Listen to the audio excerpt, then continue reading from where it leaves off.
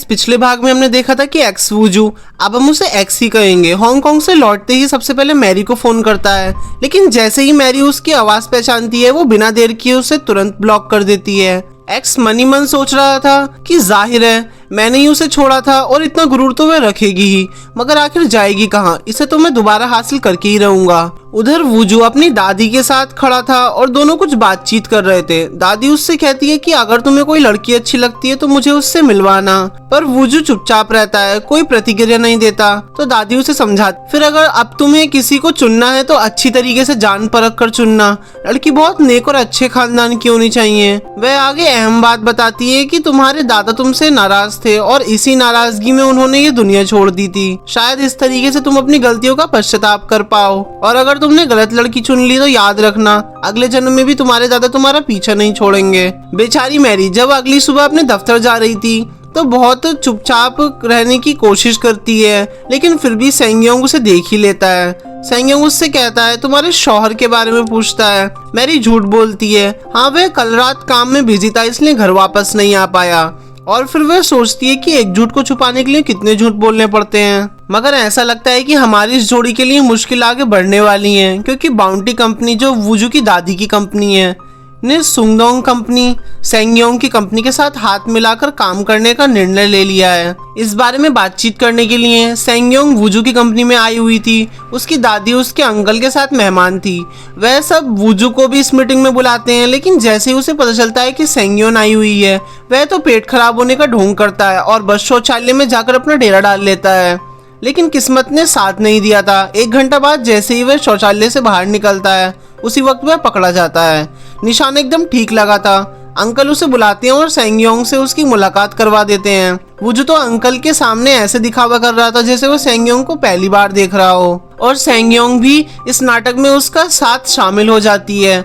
आखिर में लिफ्ट में दोनों अकेले मिलते हैं। सेंगयोंग कहती है कि मैं समझ सकती हूँ तुम अपनी निजी और कामकाजी जिंदगी में अलग रखना चाहते हो। इसी बीच मैरी भी कुछ काम के डिस्कशन के लिए उनकी कंपनी में आ रही थी। यहाँ पर उन तीनों का आमना सामना हो जाता है। मैरी इस मौके का फायदा उठाते हुए ये एक्टिंग करने लगती है जैसे वह उससे अपने पति से मिलने के लिए आई हो, और वह लोग अपने प्यार भरे नाटक को फिर से शुरू कर देते हैं। मैरी बोलती है कि गलती से मेरा पर्स लेकर चले गए थे तुम, मैं वही लेने आई हूँ। साथ रहते हैं तो छोटा मोटा ऐसा होता रहता है। खैर अपनी तरफ से तो उन्होंने सेंगयोंग को संतुष्ट कर दिया था, लेकिन उसके बाद वूजू मैरी से शिकायत करने लगता है, अगर तुम्हारी सुबह सुबह उससे मुलाकात हुई थी तो मुझे बता देना चाहिए था। मैं तो उसके सामने कह दिया था कि मैं कल ओवरटाइम नहीं किया, मुझे क्या पता था कि तुमने ऐसा बोल दिया होगा। इसलिए आगे से अगर हमें अपने किरदार में ठीक से रहना है तो हमें सुबह दोपहर शाम एक दूसरे से बात करेंगे, बल्कि रात को सोने से पहले भी तुम मुझे फोन पर करना, दिन में 4 बार। मैरी तो ऐसा लगने लगा था जैसे वह सच में उसके साथ नए नए शादीशुदा हैं। दूसरी तरफ हम एक्स वूजू को देखते हैं। उसकी जिंदगी तो पूरी तरीके से बिगड़ चुकी थी। फ्लैशबैक में दिखाया जाता है कि उसने जेनी से सवाल किया था, तुम रात को किससे मिलने गई थी? जेनी कहती है वह तो मेरा मंगेतर है, हमारे परिवारों ने हमारी शादी तय कर दी है और अब वह मेरा शौहर बनेगा। एक्स वूजू पूछता है तो फिर मैं कौन हूँ? जेनी कहती है अगर एक तीसरा आदमी की तरह मेरी जिंदगी में रहना चाहते हो तो ठीक है, नहीं तो तुम जा सकते हो। बस अब वह बहुत पछताता है। उसके कमरे में बहुत सारा सामान पड़ा था, मगर वह सब कुछ जब्त कर लेती है। और फिर उसके बाद मैरी सारा कुछ साफ करती है। कहती है कि इस बेचारी के साथ बहुत बुरा हुआ था। जो इसका पहला प्यार था उसने इसे छोड़ दिया था, उसने अपना सर मुंडवाया था और वह भिक्षुक बनकर कहीं चला गया था, और उसके बाद ही इस बेचारी ने अपने बाल कटवाए और यह फौज में चली गई थी। इस तरह इनकी प्रेम कहानी का अंत हो गया।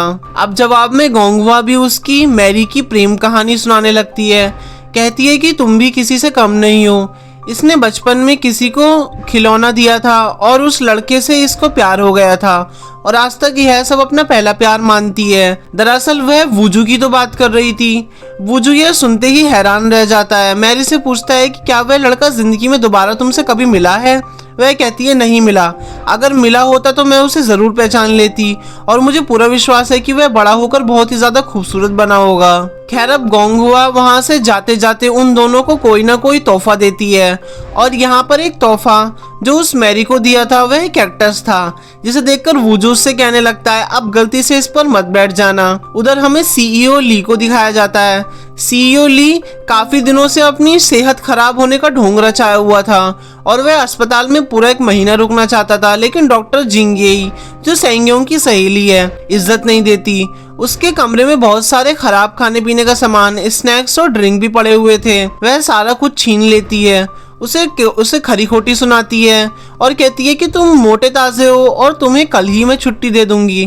जिंग गुस्से की काफी तेज थी और सेंगयोंग भी उसके सामने हिम्मत नहीं जताती थी। अब इसके बाद जिंग आज एक डेट पर जा रही थी जो कि असल में दादी ने आयोजित कराई थी।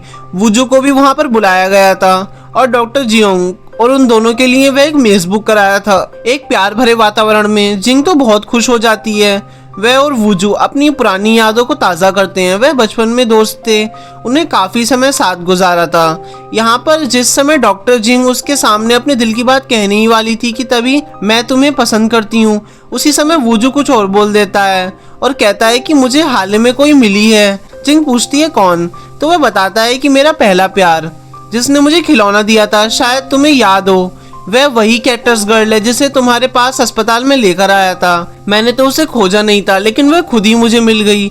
शायद किस्मत हम दोनों को मिलाना चाहती है।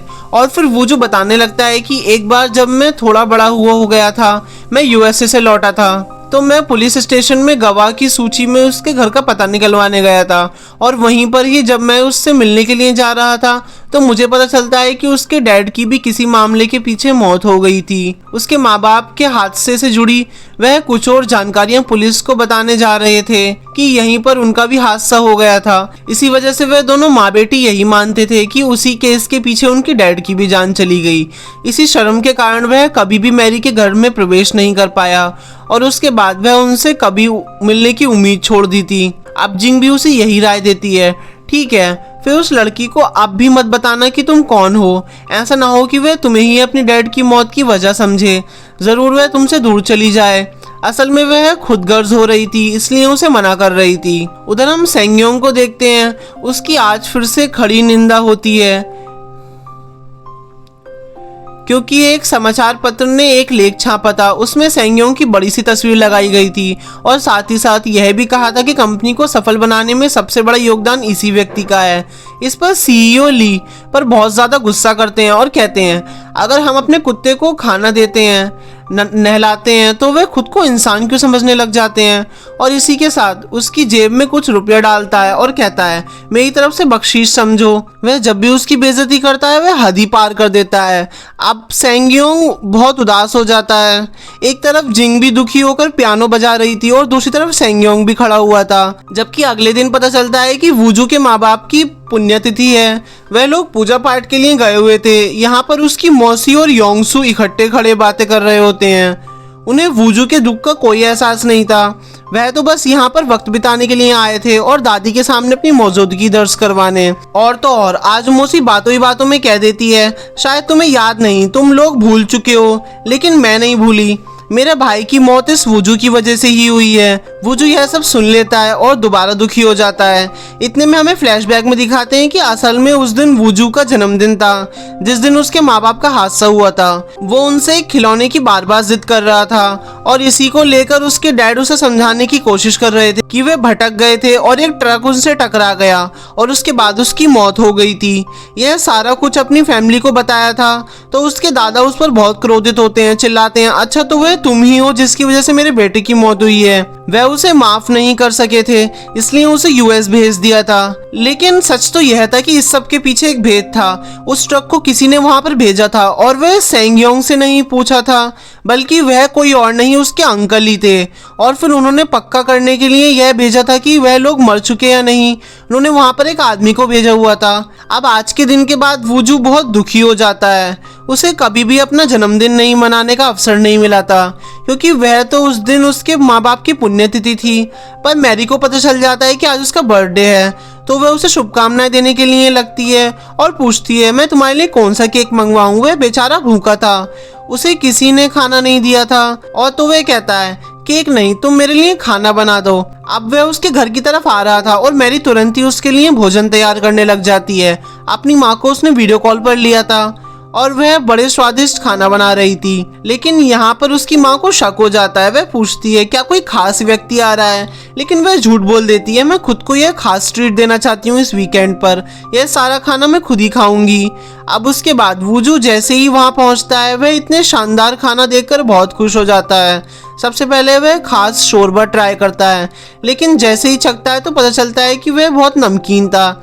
लेकिन फिर भी वह बुरा नहीं मानता, बल्कि उसमें पानी मिलाकर उसे फिर से पी जाता है। अब इतने में मैरी के चेहरे पर कुछ लग जाता है। वह तो बहुत प्यार से उसे साफ करता है। अब मैरी तो भूख उड़ चुकी थी, इसके बाद वह कुछ नहीं खा सकती थी, तो वह उसे बातों में लेकर दिखाने लग जाती है। देखो बारिश बंद हो चुकी है और इंद्रधनुष निकला हुआ है, और यह तो बहुत ही दुर्लभ दृश्य है क्योंकि दोहरा इंद्रधनुष है। अब वे दोनों अपनी छत पर खड़े होकर इकट्ठा इंद्रधनुष के नज़ारे करते हैं। मैरी उससे कहती है हमें इस अनोखे दृश्य को देखकर कोई इच्छा मांगनी चाहिए, और वह इच्छा मांगने लगती है। वह उससे पूछता है तुमने क्या इच्छा मांगी। वह बताती है कि मैं चाहती हूँ कि मैं इतना सारा पैसा कमाऊं और यह घर मेरा हो जाए और किसी को पता भी ना चले। वह वूजू से पूछती है तुमने क्या इच्छा मांगी, लेकिन वह बात टाल देता है। वास्तव में उसने यही इच्छा मांगी थी कि मैरी की सारी इच्छाएं पूरी हो जाएं। अब यहाँ पर वह दोनों छत पर खड़े हुए थे तो मैरी के पैर से पाइप टकराता है और उसके बाद उसकी लैंडिंग सीधा वूजू के ऊपर हो जाती है।